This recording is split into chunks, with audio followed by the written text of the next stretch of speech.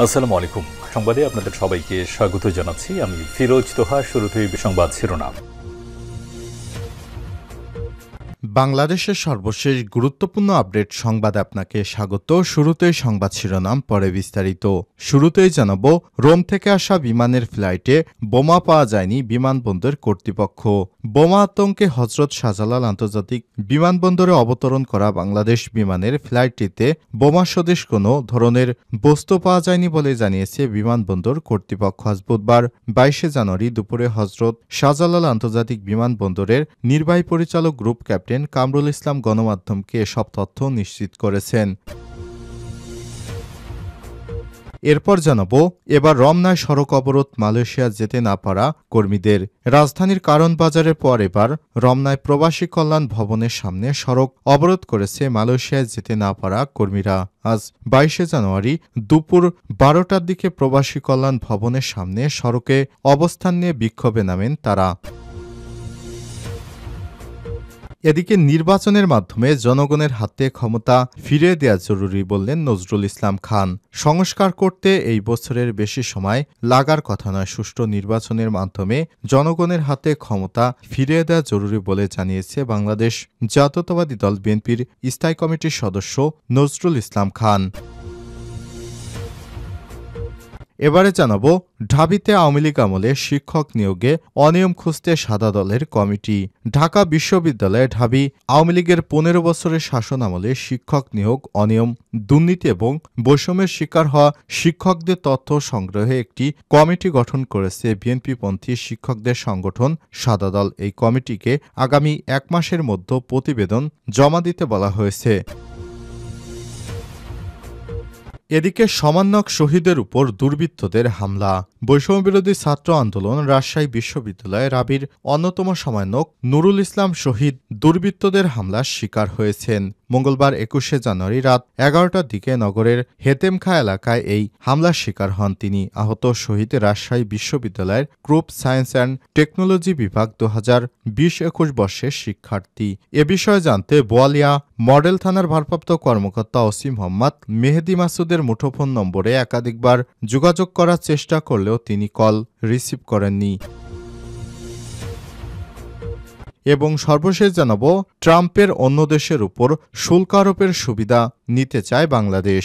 মার্কিন president Donald Trump একাধিক দেশের উপর শুল্ক বাড়ানোর ঘোষণা দিয়েছেন, যাতে তৈরি পোশাক সহ একাধিক খাতে বাংলাদেশের অবস্থান তৈরি হয়েছে। এই সুযোগকে কাজে লাগাতে অভ্যন্তরীণ সংকট কাটিয়ে রপ্তানিমুখী বাজার ব্যবস্থা গড়ে তোলার দাবি ব্যবসায়ীদের।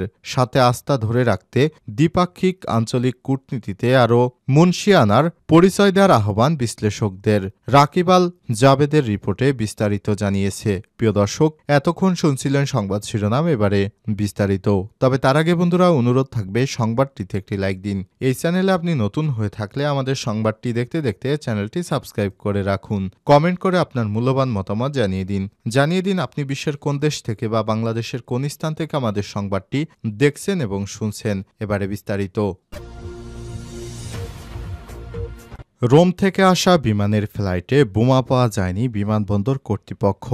বোমা আতঙ্কে হজরত শাহজালাল আন্তর্জাতিক বিমানবন্দরে অবতরণ করা বাংলাদেশ বিমানের ফ্লাইটটিতে বোমা সদৃশ কোনো বস্তু পাওয়া যায়নি বলে জানিয়েছে বিমানবন্দর কর্তৃপক্ষ।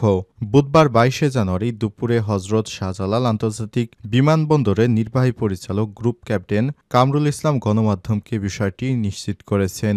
বিমানবন্দরের কর্মকর্তা জানান, অবতরণের পর পুরো বিমানে তল্লাশি করেও কোনো ধরনের বোমা বা বোমা সদৃশ কোনো বস্তু পাওয়া যায়নি।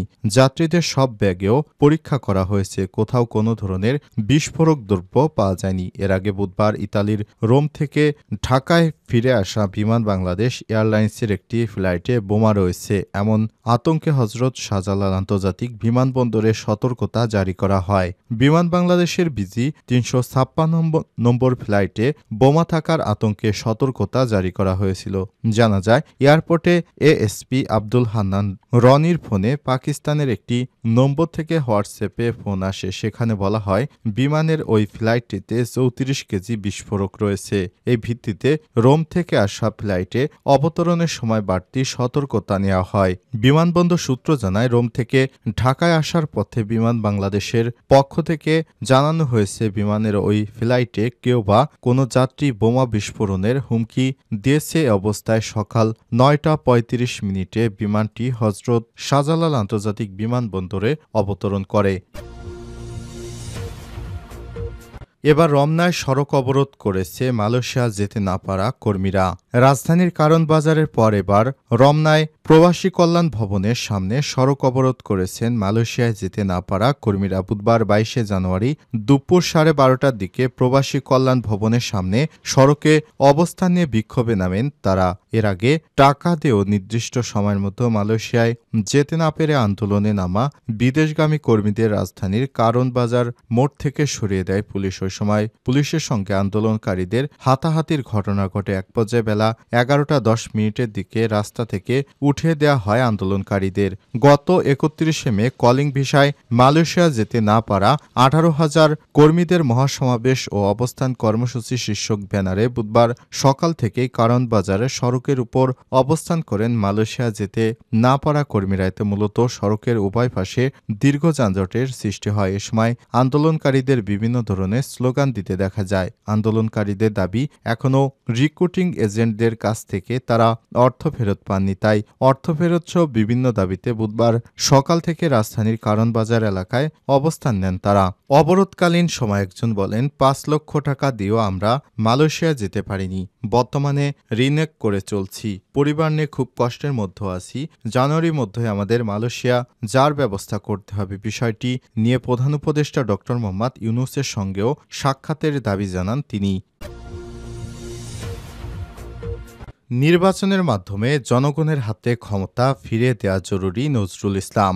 সংস্কার করতে এই বছরের বেশি সময় লাগার কথা নয়। সুষ্ঠু নির্বাচনের মাধ্যমে জনগণের হাতে ক্ষমতা ফিরিয়ে দেওয়া জরুরি বলে জানিয়েছেন বাংলাদেশ জাতীয়তাবাদী দল বিএনপির স্থায়ী কমিটির সদস্য নজরুল ইসলাম খান। বুধবার 22 জানুয়ারি গুলশানে দলের চেয়ারপারসনের অফিসে খেলাফত মজলিসের সঙ্গে মতবিনিময় সভা শেষে সব কথা জানান তিনি। নজরুল ইসলাম খান জানান, গণতন্ত্র পুনঃপ্রতিষ্ঠার কাজ এখনও অবশিষ্ট আছে। দেশের বিদ্যমান অবশিষ্ট পরিস্থিতি নিয়ে খেলাফত মজলিসের সঙ্গে আলোচনা হয়েছে। আমাদের মধ্যে কোনো দ্বিমত নেই। রাজনীতি যার সঙ্গে যার মতের মিল হবে তারা একসঙ্গে কাজ করতে পারে, এটি নিয়ে দুশ্চিন্তা করার কিছু নেই। নির্বাচনী আন্দোলনের একটা অংশ জানিয়ে তিনি বলেছেন, আমরা ঐক্যবদ্ধ আছি। যারা ফ্যাসিস্টদের বিরুদ্ধে যুদ্ধে ছিল তাদের সবাইকে সঙ্গে নিয়ে জনগণের কল্যাণ করার চেষ্টা করব।